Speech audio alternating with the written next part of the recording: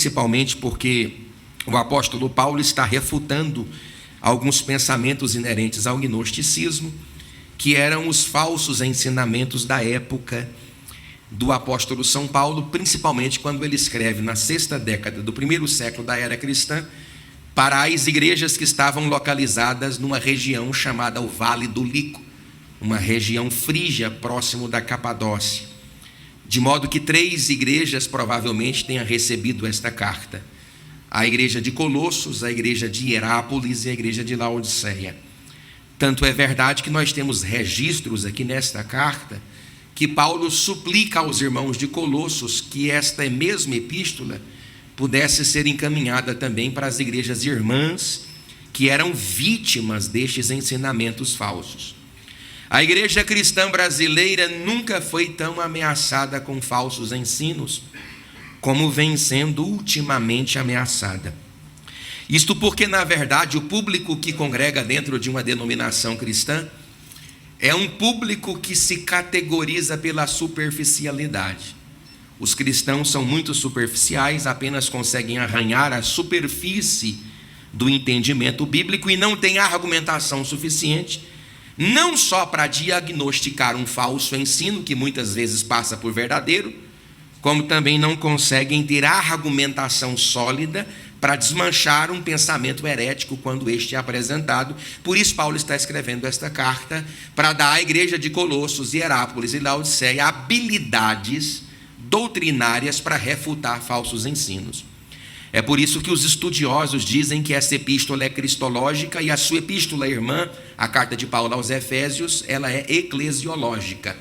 Se Paulo escrevendo aos Efésios trata do assunto da igreja, Paulo escrevendo aos Colossos trata do assunto do cabeça da igreja, que era, sem dúvida nenhuma, até o 4º século da era cristã, a doutrina mais ameaçada dentro do universo cristão, até que os 4 concílios definiram muito bem o que era a ortodoxia. Na semana passada eu disse para vocês que os concílios não desenvolveram postulados doutrinários. Eles apenas fizeram uma leitura do que a Bíblia Sagrada havia estabelecido no 1º século da era cristã, e baseado nessa compreensão e leitura, eles construíram o caminho do entendimento para tornar didático, dinâmico, metodológico aquilo que deve ser entendido sobre os pensamentos doutrinários. Talvez para você a situação fica muito bem simples, porque os problemas que nos ameaçam como igreja são diferentes dos problemas que ameaçavam estes irmãos como igreja naquela época. No versículo 6, nós temos aqui que a igreja de Jesus seja uma igreja que sobrevive a partir de Cristo e através dele. Você tem 4 pensamentos que eu quero trabalhar aqui. O primeiro é: Cristo é a sua rota, o seu GPS.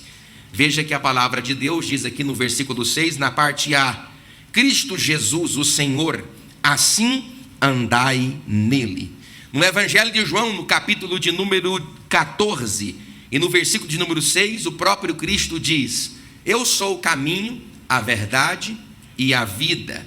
Se você também for fazer uma leitura com ela, escriturístico, no capítulo 6 de João, e no versículo 8, o apóstolo Pedro, olhando para Jesus, diz: para quem iremos nós, se só tu tens as palavras de vida eterna? O grande problema é que a igreja de hoje não tem Cristo como fundamento, tem Cristo apenas como uma atração. O Dr. A.W. Tozer chegou a admitir a ideia de que está cada vez mais difícil trazer o povo para um lugar onde a única atração é Deus. Deus deve ser o nosso prazer, Cristo deve ser o nosso fundamento. A segunda característica dessa primeira porção é que Cristo precisa ser a base da minha espiritualidade. Veja aqui, pastor Luiz, meu amigo, que diz o texto: nele radicados. A palavra radicados no campo polissêmico transmite a ideia, pastor Valderi, de enraizado. Antes de qualquer perspectiva que eu tenho acerca de uma muda, de uma árvore, de uma planta existir para fora da superfície, ela existe antecipada e previamente dentro do subsolo. A ideia é que Cristo possa produzir interiormente, para depois expressar para fora aquilo que já está aqui dentro. Qual é o grande problema, a grande tacada da parábola do semeador? Porque quem semeia é o próprio Cristo, a semente é a própria palavra, a lavoura é do próprio Deus. Um Deus que semeia a partir de seu filho, a palavra, num campo, o campo deveria produzir a 100, 120, 300 por um. Olha, a lavoura é de Deus, o semeador é Cristo, e a semente é a palavra, é resultado bacana, né? Não, nós temos um resultado horrorível, que é horroroso com horrível. Nós temos 3 solos que recebem no campo de Deus a palavra de Deus pelo próprio Deus, que não frutifica. E dentre os 4 nós temos apenas um solo que no campo de Deus recebe de Deus a semente de Deus e frutifica. Porque a soberania de Deus não anula a responsabilidade humana. O grande problema é que a gente pensa que por Deus ser o proprietário magno da obra, todos os resultados inerentes ao nosso desenvolvimento espiritual está associado somente à soberania de Deus. Mas a soberania de Deus não anula a responsabilidade humana. Veja o Salmo de número 127. Se o Senhor não guardar a casa, em vão vigia a sentinela. Nós temos um fator duplo aqui. Tanto a ação de Deus em relação àqueles que guardam a casa, como aqueles que guardam a casa diante da mão de Deus protegendo ela. Nem a mão de Deus isenta os trabalhadores de vigiarem a casa, e nem os trabalhadores vigiando a casa isenta a Deus de estar guardando ela. A igreja precisa entender que ela é responsável para compreender as escrituras sagradas a partir de um fundamento estabelecido. Paulo lançou o fundamento, é Cristo. Não são técnicas, não são artifícios, não são mecânicas, não são métodos literalmente bem pensados, não são plataformas metodológicas, nada, absolutamente nada. Os homens estão à procura de melhores métodos, dizia Ian Bounds no século XVII, mas Deus está à procura de melhores homens. Não é, meu amado irmão, apenas aquilo que Deus pode fazer, é aquilo que você faz diante daquilo que Deus está fazendo. Não é minha obra, não é sua glória, a glória é de Deus, mas isso também lhe transmite responsabilidades humanas. Paulo está dizendo lá para os irmãos em Colossos: olha, o fundamento foi posto. Qual é o nome dele? Jesus Cristo, nosso Senhor. Diga graças a Deus. E aqui é a doutrina, que você não veio pegar a chave de carro hoje, não. Tendo sido enraigados, sustentados e produzindo. Terceira característica: Cristo é o motivo da minha fé, a instrução e o crescimento. Olha o texto, e edificados e confirmados na fé, crescendo em ações de graças.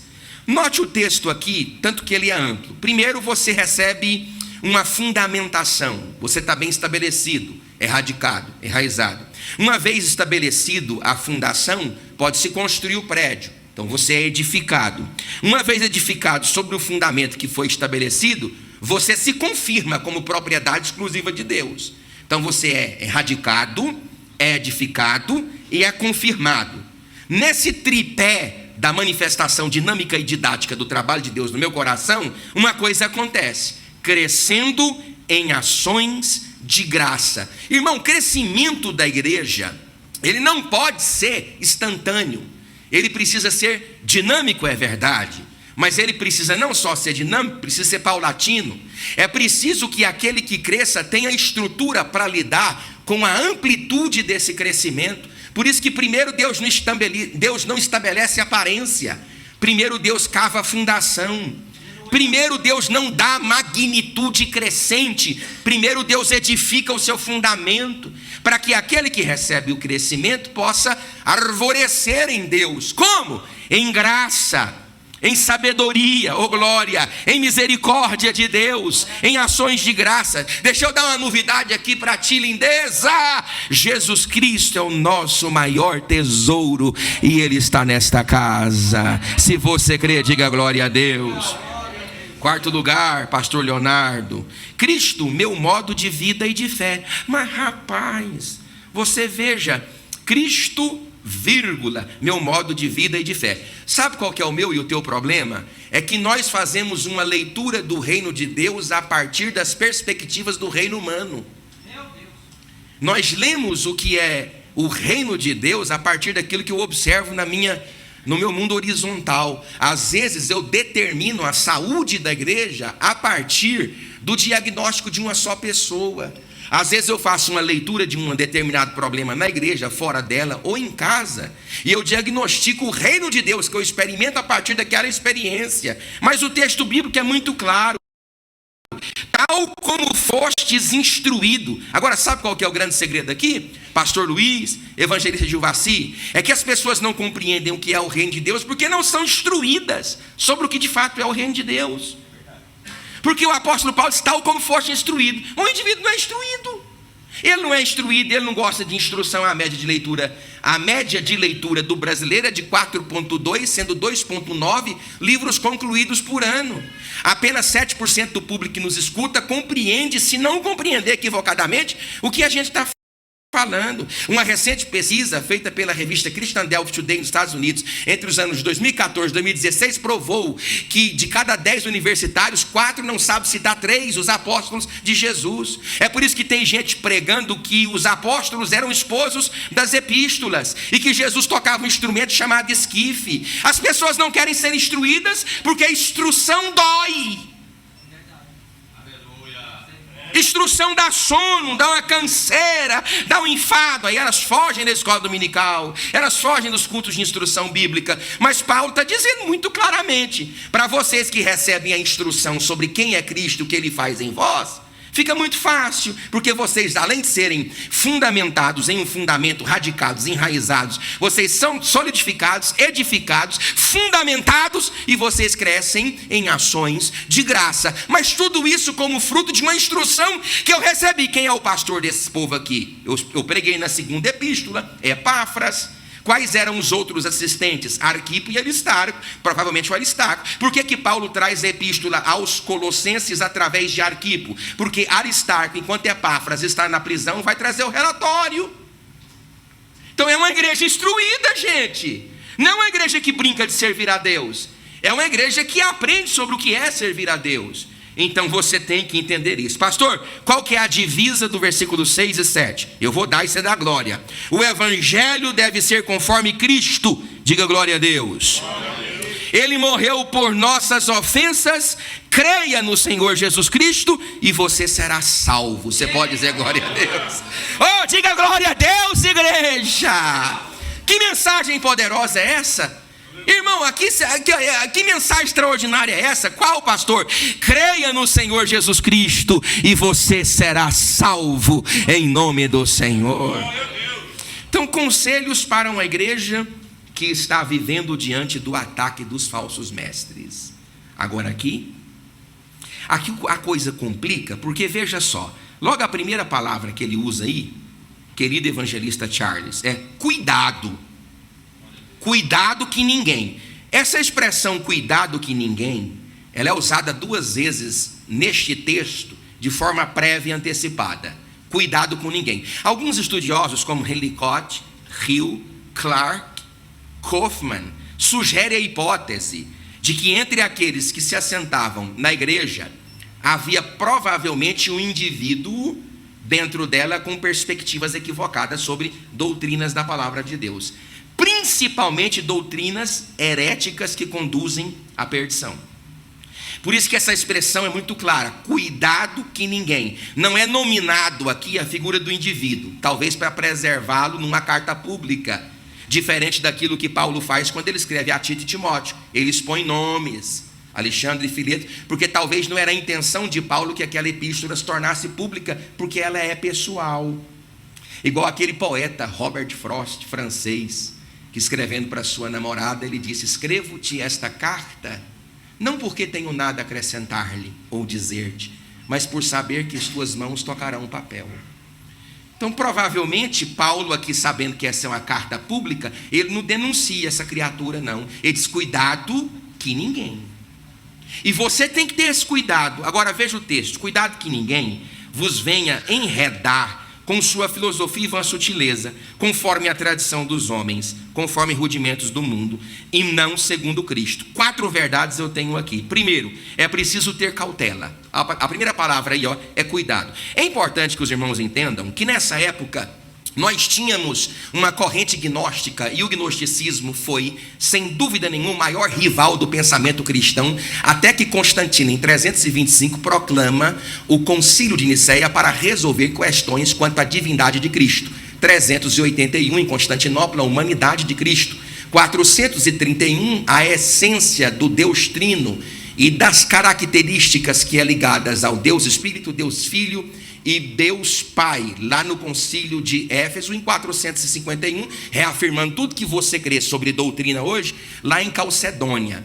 Mas isso aqui, eu estou dando aqui alguns detalhes técnicos, são apenas as tecnicidades da ortodoxia, ou seja, daquilo que foi colocado como doutrina, discutida pela igreja acerca do texto bíblico quando não é compreendido. E outra coisa, é normal uma igreja que recebe o texto bíblico não compreender o texto quando ele foi escrito. Por exemplo, quando Paulo vai para Apolônia, Anfípolis, Filipos, Tessalônica, Bereia, foge para a região da Caia e vai para a cidade de Atenas, ele envia Timóteo para pegar um relatório.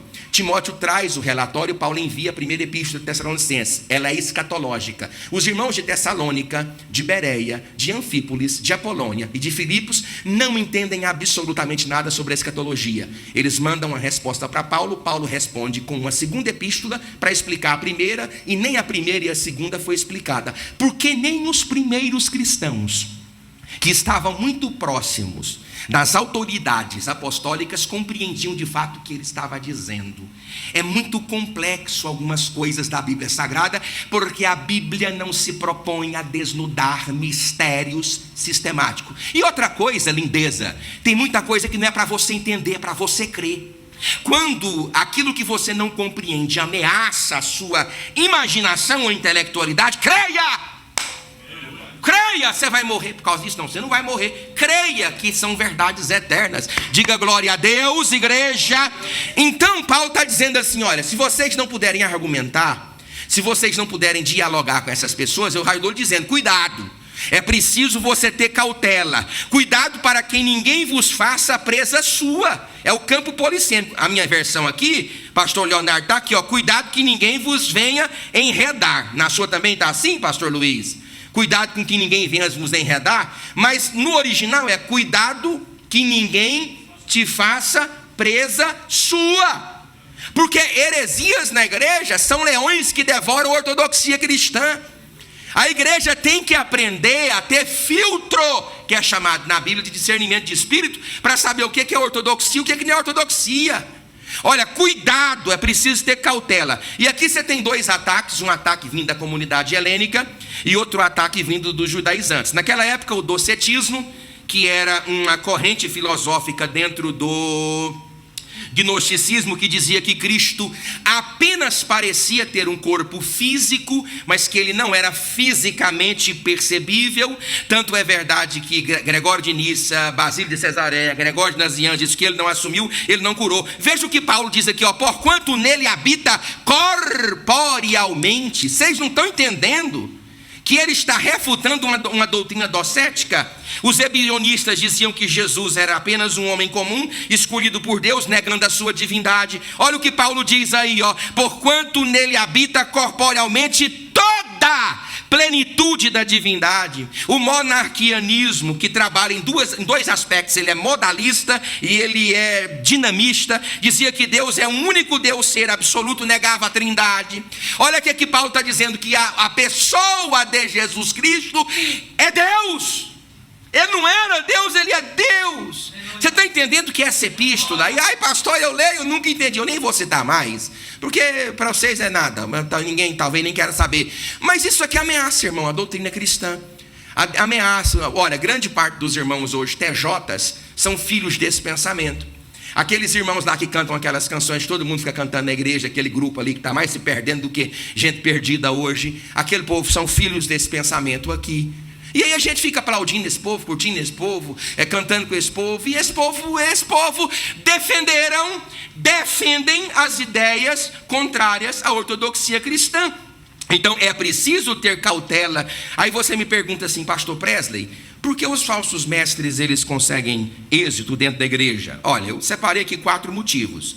O primeiro, por causa da vulnerabilidade bíblico-teológica da igreja. Eu vou repetir. por causa da vulnerabilidade bíblico-teológica da igreja. Olha o que a Bíblia diz em Mateus capítulo 22, versículo 29. Errais, não conhecendo as Escrituras e o poder de Deus. A igreja é muito superficial. A igreja tem um conhecimento muito superficial. E é culpa de quem? Da docência da igreja que não ensina? Ou da igreja que não aprende? Deixa eu dizer para você uma coisa. Por mais que nós, pastores, tenhamos a responsabilidade de apresentar para você a Bíblia Sagrada como ela é, o desenvolvimento espiritual da igreja em relação à própria vida, ele é único, ele é individual. Você tem responsabilidade, meu querido irmão, de dizer: eu vou pegar minha Bíblia Sagrada, eu vou ler a Bíblia, eu vou tentar entender a Bíblia, eu vou começar a ler a Bíblia a partir de outras lentes. É responsabilidade da igreja. Muitos irmãos têm profunda dificuldade porque é superficial. A maioria dos irmãos que estão dentro de uma igreja, eu não vou nem falar dos irmãos de modo geral, porque se 54,68% dos pastores nunca leram a Bíblia, o que dizer da igreja? O que dizer da igreja? Se nós, pastores, não estamos lendo, não estamos dando preferência ao texto bíblico, e a igreja? A igreja precisa se aprofundar na palavra de Deus. Segunda coisa, por terem uma mensagem mais palatável. Olha o que Paulo diz lá em 2 Timóteo, capítulo 4, versículo 3. Nos últimos dias a igreja não suportará a sã doutrina. Veja o assunto que eu estou tratando hoje: doutrina pura, límpida, lúcida. É como se nós estivéssemos em Colossos aqui, escutando pela primeira vez essa carta. E cadê o povo? Tem muita gente aqui, louvado seja Deus, mas cadê a massa? Ninguém quer saber dessas coisas. Por isso que qualquer pessoa que fala uma frase de efeito, que qualquer seminarista de primeiro semestre desmonta com 2 palavras, faz a igreja flutuar, voar dentro da igreja. Porque a igreja não deseja aprender verdades sólidas. Ela se contenta com o que é palatável. Olha o que Paulo está falando: chegará um tempo em que as pessoas não suportarão a sã doutrina e cercar-se-ão de líderes para si mesmas, que não fariam absolutamente nada a não ser provocar coceira no ouvido das pessoas que escutam. Paulo está dizendo, sabe o quê? Porque coceira no ouvido é bom, pode ser até com pena de urubu. Eita, rupia tudo, até o pelo do pé rupia. Paulo está dizendo assim: esse povo consegue produzir em vocês sensações, mas não gera transformação.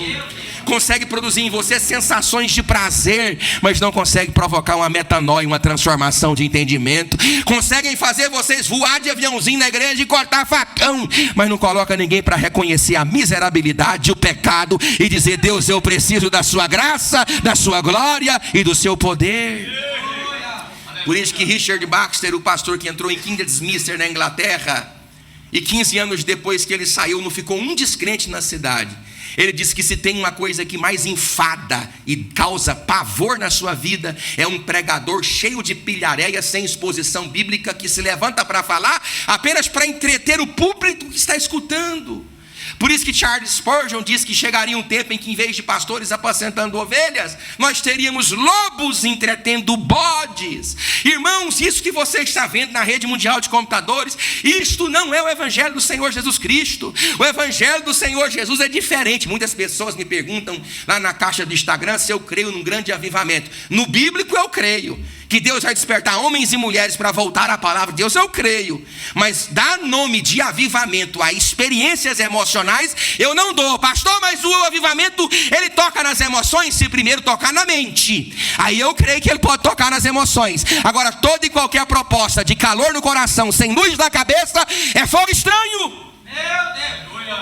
É estranho, é manipulação do pregador, é hipnose, é mágica. A mentira que as minhas mãos contam para os teus olhos. Evangelho genuíno confronta, evangelho genuíno te levanta, evangelho genuíno te cura, evangelho genuíno te transforma, e o nome do Senhor é adorado através da sua vida.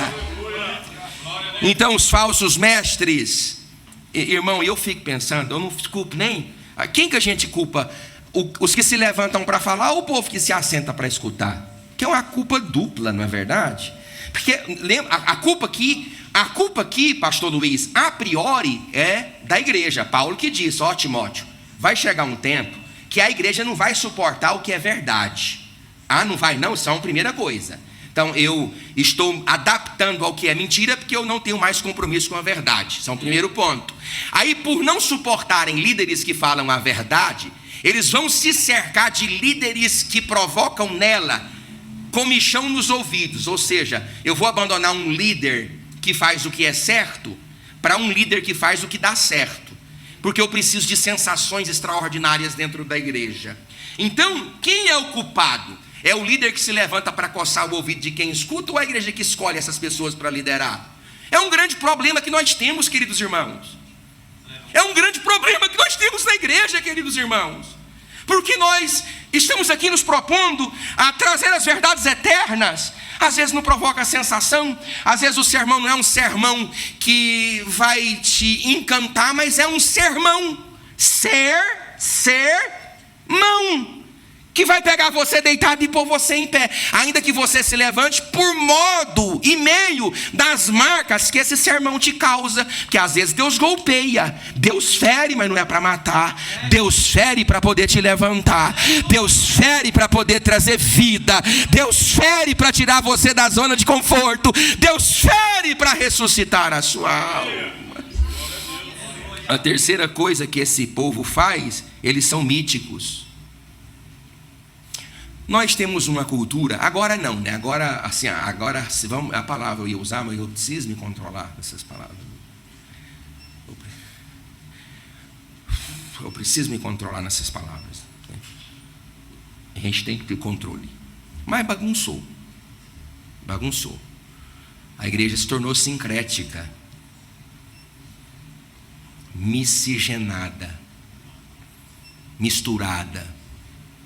Nós tínhamos uma profunda dificuldade até com ritmos dentro da igreja. Vocês lembram disso? Quem lembra disso aqui? Com ritmos dentro da igreja. Hoje não, a vaca.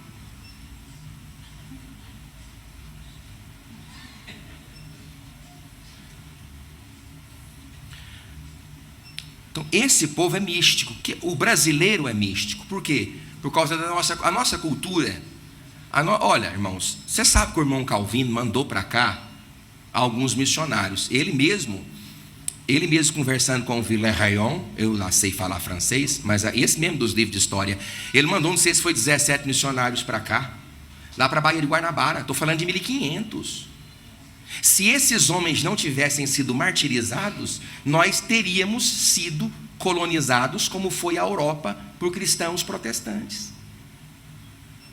Os mártires da Baía de Guanabara, dá lá um Googlezinho, meu irmão. Lá naquela região da Guiana Francesa, não lembra? Lembra que o Brasil tinha? Lembra? Não. Aí agora nós é o quê? Nós é tudo. A igreja agora é veio. Tem culto aí que você põe na internet, você não sabe se aquilo, o que é aquilo. Se aquilo é uma igreja ou é um... Pode nem falar também aqui, não, que você pega corte. Aquilo não é igreja, aquilo é outra coisa. Aquilo é outra coisa. Por quê? Porque a igreja, ela gosta de um culto mítico. Por que os nossos irmãos que são sérios com relação aos dons espirituais sofrem muito hater na internet? Por conta de pessoas que são irresponsáveis quanto aos dons espirituais. Aí os sérios com relação aos dons espirituais sofrem por causa dos irresponsáveis. Porque os irresponsáveis quanto aos dons e atuação do Espírito, eles anulam a autoridade da palavra de Deus para exercerem a atmosfera espiritual na igreja. Toda a prática de espiritualidade na igreja que anula a palavra de Deus não é espiritualidade, é qualquer outra coisa, é qualquer outro nome que você queira dar. A espiritualidade na igreja, ela é ordeira, ela é graciosa, ela é gratificante. Pastor, mas tem barulho? Tem. A igreja dá glória a Deus, a igreja sente a presença dele, mas nenhum de nós suplantaremos a autoridade da palavra. Toda manifestação espiritual será passada pelo crivo da palavra. A palavra é regra, a palavra é filtro, a palavra embasa. A palavra que diz é certo e é errado. Passou disso, é anjo que se fez de luz, mas era demônio. Não foi o que Paulo disse ou ele não falou? Em quarto lugar, por serem mais capazes. Pastor, então quer dizer que um herético, ele é mais capaz? Sim. Eles sempre estarão mais prontos para falar a mentira do que propriamente a igreja de identificar verdades. Tanto que eles são prontos e capazes de anunciar a mentira como se fosse verdade, que a igreja, de modo geral, cai na mentira que eles professam como se fosse a verdade do evangelho pregada. pegam textos isolados da Bíblia, fazem uma interpretação da cabeça deles mesmos, isolam um texto do contexto, gera pretexto, confabula heresias e engana as pessoas como se estivesse pegando verdades de Deus e na verdade estão descaracterizando, desautorizando, desapropriando o texto bíblico. Mas em nome de Jesus Cristo, nossa igreja se levantará nesta cidade, assim como dezenas de outras igrejas, para defender a verdade do evangelho pregada, e o nome de Jesus há de ser glorificado. Você pode levantar a sua mão e dizer glória a Deus? Não, esse não é o problema, não é não. O problema é que no texto bíblico que eu li, a segunda característica, agora voltando para as 4, é que separe, primeiro é preciso ter cautela. Segundo, separe verdades de sofismas. Agora olha aqui para o pastor. O que é um sofisma? Sofisma, preste atenção, é um argumento filosófico que faz com que a verdade sendo contada, ou seja, a mentira, se pareça com a verdade. Isso é um sofisma. Eu, por exemplo, fiz a filosofia seminarística na faculdade. Eu fiz a do padre. Era nome de padre, então eu fiz a do padre. Existe uma disciplina, por causa daquele ramo filosófico, os sofistas, que você maqueia uma verdade. Isso é sofisma. Parece com verdade. Tem rastros de verdade, mas é mentira. Então, às vezes, nós não sabemos uma resposta numa prova de filosofia ou de qualquer outra prova. Aí você faz um apanhado de 2 ou 3 perguntas, pega uma resposta que você sabe, aí começa a responder sobre a pergunta que você não sabe, baseado naquilo que você viu ali, aí você sofisma. Às vezes passa. Que se for muito habilidoso ou habilidosa, ela passa. Ela passa porque ela coloca uma verdade aparente, o professor dá uma olhada, muito estressado, ganha pouco, passa só o lápis. E, azul passa. Esse povo entrou na igreja. Esse povo conseguiu pegar vértices da verdade para anunciar a mentira. Veja bem, eles pegam vértices da verdade, pequenos fundamentos, pequenos blocos, para construir um edifício de mentira. Aí, como há pouca verdade na muita mentira contada, e o povo não tem essa habilidade, aí o povo acaba comprando o gato por lebre. É assim que fala o ditado? Nossa, que grande revelação. Não é revelação, é revelamento.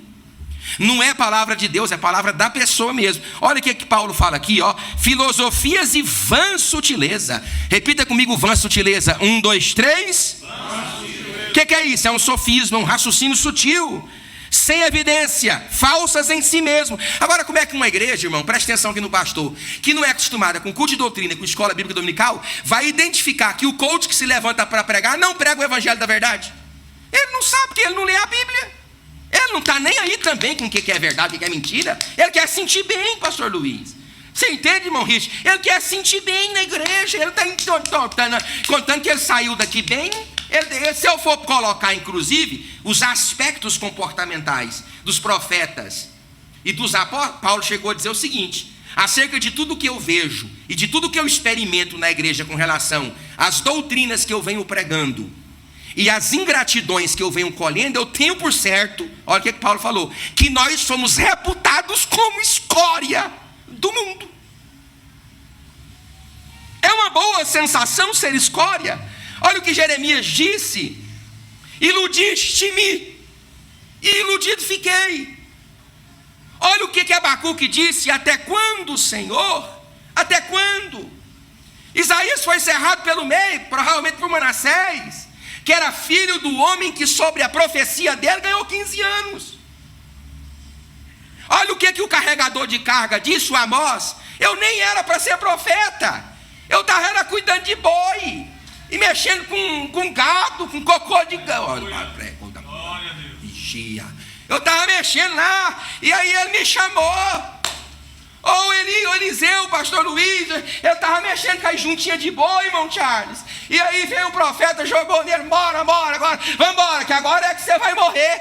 Então, olha o que Jesus disse lá naquela reunião, quando ele faz um desdobramento de Jordão da Pérea, lá para a região da Judéia, lembra? Aí ele chamou os discípulos e começou a provar para eles que era necessário ir para Jerusalém para receber pompa, não, para ser acusado, para ser maltratado. Ele mesmo diz, Jesus, e para ser morto. Foi quando Pedro falou assim: não, eu não aceito o evangelho, pastor. E sempre foi um evangelho de renúncia, sempre foi um evangelho de dores, sempre foi um evangelho que causa arrepios na nossa vida. Mas as pessoas enganam-se com a mentira como se fosse verdade, porque deste evangelho elas não querem saber.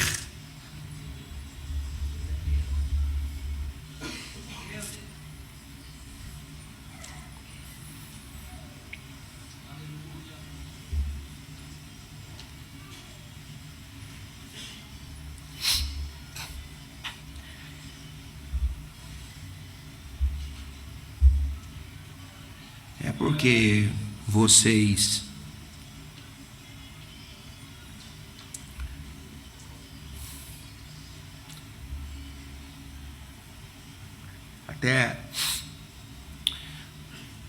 até a aula com pessoas que ensinam comunicação corporal eles fazem.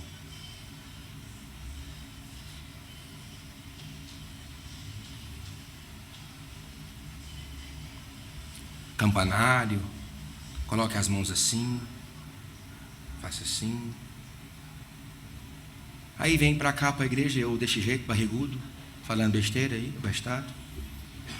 Não tem como ser escolhido. Que Deus tenha misericórdia de todos nós. As notas, está aqui, ó, um músico profissional entre nós. Ele sabe o que eu estou falando. Notas menores. Ou eu estou mentindo? Notas menores. Tá ali, o Marcinho sabe. Põe um padzinho aí, ó.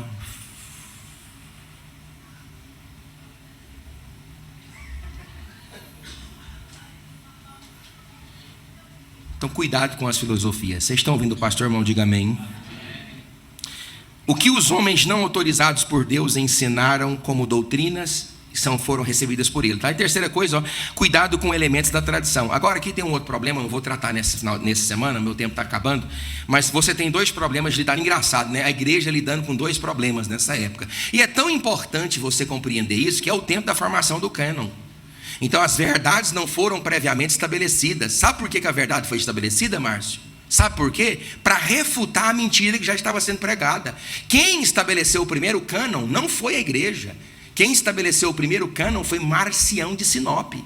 Foi por causa de Marcião de Sinop, o maior inimigo do cristianismo no primeiro século da era cristã, foi que a igreja começou a definir o que era ortodoxia ou não. Porque ele, Marcião de Sinop, escolheu o próprio cânon. Ele pegou textos adulterados de Lucas, algumas das epístolas de Paulo, e ele mesmo fez a Bíblia dele, para fundamentar o pensamento dele. Aquele texto, veio Jesus, desceu e foi para a região da Judeia para batizar. Para Marcião, ele desceu do céu, porque Marcião ele era um docético, Marcião era um gnóstico. Ele não cria na perfeita humanidade de Cristo. Ele diz que a leitura de Marcião de Sinop ele desceu do céu, direto do céu, e foi batizado, porque ele não cria na natureza humana. Por quê? Porque ele era gnóstico, e o gnosticismo ensina que a natureza era má, e a mácula da natureza humana macularia a natureza divina. Então não poderia ser isso. E aí ele estabeleceu o cânon. Então foi porque a mentira foi estabelecida que a igreja entrou com a verdade. Sempre os filhos das trevas andam na frente. Por que Paulo está mandando essa epístola que é uma apologia? Porque a mentira chegou lá primeiro. Então ele está refutando aqui no capítulo 2 a mentira. Agora, olha o que é que ele diz aqui, meu querido, aqui, ó, 3 coisas importantes. Repita comigo: complicar. Fala alto: complicar, seduzir, enganar. São 3 características que os heréticos fazem na igreja. Eles complicam as pessoas, seduzem as pessoas, enganam as pessoas. E está no texto com o quê? Sutileza. Pela sutileza, pela perspicácia, pela capacidade que eles têm de lubridiar a pessoa. Agora, uma pessoa que vive na verdade, alimenta-se da verdade, bebê da mentira, por quê? Porque a verdade que ela experimentou não é suficientemente capaz de refutar a mentira. Por isso que dá-lhe Bíblia, dá-lhe palavra, dá-lhe instrução bíblica. Para quê? Para fazer esta igreja, como fez aquela, se alimentar da verdade eterna. E no dia que o herético bater na tua porta ou tentar entrar nesta igreja, você levanta a mão e repreenda pelo poder do nome de Jesus Cristo, porque essa igreja é sarada pelo poder da palavra e ela vive dentro da ortodoxia cristã. Agora, engraçado, né? aqui Paulo estabelece a doutrina, e aqui eu termino, ele fala assim, ó, quem ele é e o que ele faz. Aí no versículo 9, olha aí, ó, porquanto nele habita corporealmente. Você pode dizer glória a Deus? Diga graças a Deus. E aí você tem um diálogo aí do 4º para o 5º século entre Nestórios e Apolinário. Aí é complicado de eu explicar isso aqui na igreja, mas o Nestório teve uma profunda dificuldade lá em Alexandria, no Egito, porque alguns irmãos lá estavam usando o termo Theotokos, que é mãe de Deus, fazendo uma referência a Maria. E Nestório tinha dificuldade com o termo Theotokos, ele propôs Christostokos. Aí eles fizeram um concílio para debater se chamava Maria de Theotokos ou de Christotokos, mãe de Cristo ou mãe de Deus. Embora que a ideia dos alexandrinos no Egito não era dizer que ela era mãe da divindade de Jesus, mas que ela era portadora do Filho de Deus. Aí nesse sentido, os irmãos que são católicos, ou pode falar irmão, sei lá, os católicos vão dizer assim, mas Maria é mãe de Deus. E aí você responde, ela é mãe de Deus ou ela é mãe de Cristo? Só que na Communicatum Idiomatum, isso aqui é complicado. Isso aqui não é complicado para vocês, porque vocês não querem saber dessa complicação. Mas tente colocar a mente de vocês junto com esses irmãozinhos sentados nos paus. Opa, vigia. Sentados naqueles banquinhos de madeira, serrapados lá. Eles estão com essas complicações lá. Aí você pensa que é uma complicação. Ontem eu vi uma mocinha na internet pregando igual o pregador pentecostal dentro de uma igreja católica, dizendo, sabe o quê? Que a verdadeira comunhão da igreja está naquela igreja, porque a Eucaristia lá é verdadeira. Aí eu pergunto para os irmãos o que é a Eucaristia, ninguém nem sabe, nem quer saber, porque eles creem na transubstanciação, que o pão e o suco de uva se tornam, indubitavelmente, o corpo físico e o sangue de Cristo. Aí ela pregando com veemência, o povo, irmão, pulando igual a igreja pentecostal, a verdadeira adoração está na igreja, porque aqui tem a verdadeira Eucaristia, e o povo dando glória e aleluia, e aí você não sabe rebater. Você está pensando que esse assunto é desnecessário e não é atual? Porque talvez a preocupação que você tem acerca das verdades que foram primariamente estabelecidas aqui no 1º século não sejam verdades para hoje. E a verdade, pastor Luiz, sempre será a verdade. Ela serviu no 1º século, no 2º século, no 3º século, e ela vai continuar servindo até a volta de Jesus Cristo e o seu santo nome ser glorificado. E aí, Nestório, né? Estou aqui com Nestório. E aí, ele acreditava que ela não poderia ser mãe de Deus. Mas como? Aí, pastor, e ela é mãe de Deus ou é mãe de Cristo? Na Communicatum Idiomatum, que é a comunicação das duas naturezas, nós temos em Jesus um único homem que subsiste em duas naturezas distintas. Ele é divinamente humano e humanamente divino. É o que nós chamamos de teantropia. É a Communicatum Idiomatum. Então, na comunicação das naturezas, de certo modo, ela é mãe de Deus. Porque Cristo não era homem quando nasceu. Ele sempre foi o quê? Deus. Ela não é portadora da divindade. Ela não é. Aí você pensa aqui, isso é bobeira, né, pastor? Bobeira? Está aqui na Bíblia. Está aqui, ó. São falácias que enganam as pessoas. Pastor, você...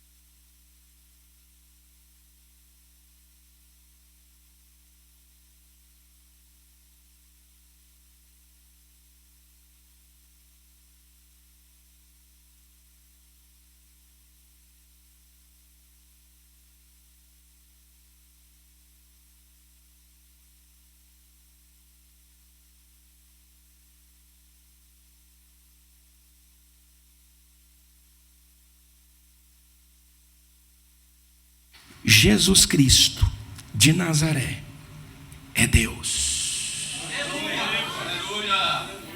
Esse Nestório aqui diz, sabe o que, irmão? Nestório conflitou com Cirilo no concílio. Ele perdeu. Aí depois veio Apolinário, propôs uma solução. Que Cristo não tinha uma mente humana, apenas um corpo humano com uma mente divina. Aí é uma outra complicação, porque ele nega a natureza. Por isso que, gente, você não está entendendo por que Paulo colocou, e eu botei aqui, tem letra colorida, porque nele, diga glória a Deus, igreja, habita corporealmente toda a plenitude de Deus. Você pode dizer glória a Deus? O Nestório disse o seguinte: eu não posso aceitar um Deus que mama no peito. Aquele menininho correndo atrás de velocipe, não, aquilo nunca foi Deus. Aí se ele não foi Deus, ele foi criado. Se ele é criado, ele não é o quê? Deus. Porque Deus não é criado, Deus é. Você está entendendo? O tanto que, aí você vai atender esses dois irmãos que eu falei aqui agora há pouco. Quem lembra, diga glória a Deus. É isso aqui é que eles creem. Aí como é que você vai refutá-los? Que você nunca ouviu. Por isso que um pastor amigo meu, de saudosa memória, ele disse: irmão, se esse povo bater na sua porta, não abra não. Ele conhece o povo dele. Eu conheço vocês, vocês me conhecem. Vocês querem saber alguma coisa de mim que vocês não sabem? Estou com 2 furungas aqui debaixo do braço. Isso é só um dos problemas. Se você saber o resto, não é problema. Quer saber mais? Quase não estou dormindo. Trabalho a noite toda. O que vocês querem saber mais de mim? Eu conheço vocês. Eu sei quais são os cristãos aqui que podem resistir um diálogo desse.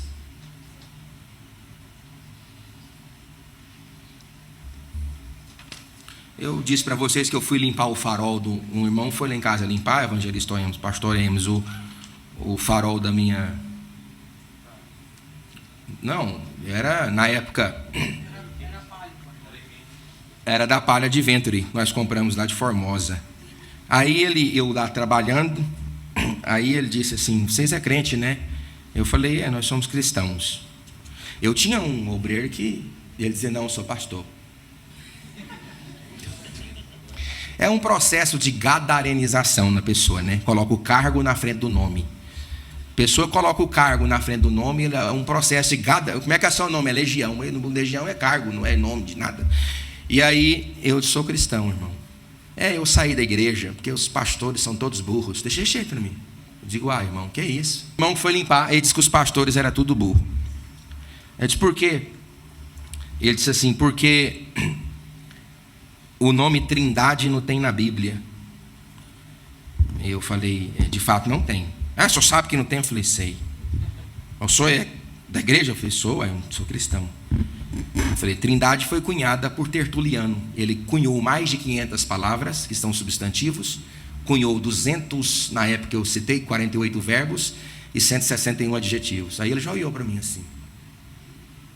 Onde eu entrei? Você entrou agora ruim para você. Agora deu ruim.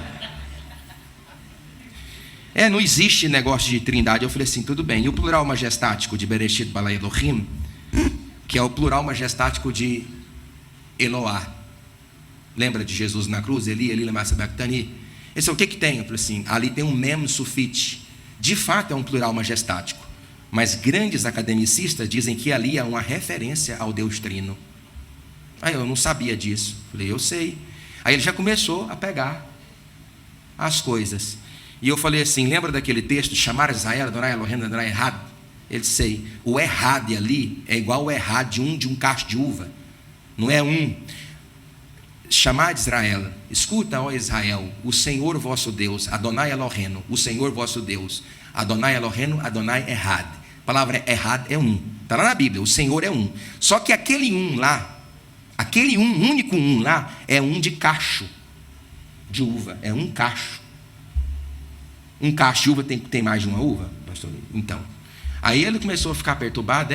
Você deve ser obreiro, né? Eu falei assim: eu sirvo o Senhor como pastor. Aí ele ficou com vergonha, que ele disse que todo pastor era burro. Ele falou: com você não dá para conversar mesmo, não. Então vocês têm que procurar ler a palavra de Deus. Não é para se exibir para ninguém, não. Isso é besteira. Vocês estão ouvindo o pastor, irmão? Diga amém. Exibir é besteira. Mas para vocês terem... Paulo não manda o Timóteo ter argumento para contradizer. E não é nem se defender. É defender a mensagem do Evangelho. Vamos recolher as ofertas.